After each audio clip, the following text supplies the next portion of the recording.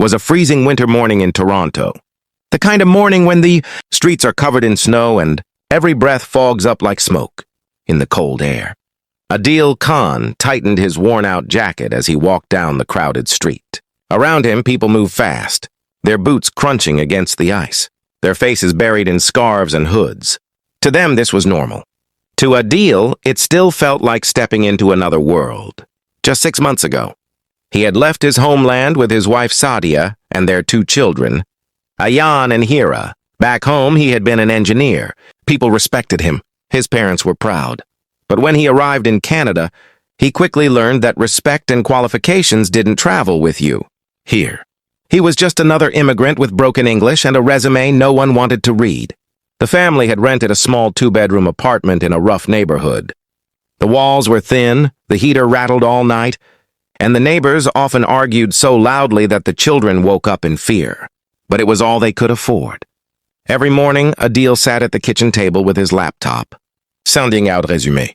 He had applied to more than 100 jobs, engineering firms, construction companies, even small repair shops. The silence in his inbox grew heavier with each passing day. Sadia tried to stay strong for him. She cooked meals, helped the kids with school, and whispered encouragement when his shoulders slumped. But he could see the worry in her eyes. Bills were piling up. The rent was due.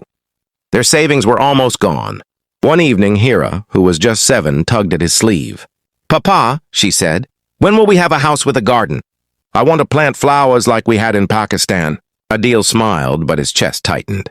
"Soon, Betty. Very soon." He wanted to believe it. He wanted his children to feel safe, to feel that their sacrifices meant something. But every day felt like the same battle with no end in sight. Then came the moment that broke him a little more. At a grocery store, while waiting in line, he overheard 2 men whispering about him. "Look at them," one muttered. "These immigrants come here and take our jobs." The other laughed. "What jobs? He's probably driving Uber or cleaning tables." Adil clenched his jaw, lowered his gaze, and said nothing. He wanted to shout that he was an engineer, that he had studied for years, that he had built projects that mattered. But in that moment, he was invisible. That night, Sadia found him staring at the ceiling. "We'll get through this," she whispered softly. "God doesn't close one door without opening another." The next morning, Adil made a decision. If no one would give him a chance, he would create one himself. He downloaded the Uber app, signed up, and within days, he was driving strangers across the city in his old second-hand car. It wasn't engineering. It wasn't the life he had dreamed of. But it was something. For hours, he drove through the icy streets, picking up businessmen, tourists, and students. Some treated him with respect. Others barely looked at him, as if he were part of the car. Still, he pushed through because each dollar brought him closer to survival. Weeks turned into months. He drove late nights, came home exhausted, and still tried to smile for his kids. Ayan, who was 12, began to notice. "Papa, why do you look so tired all the time?"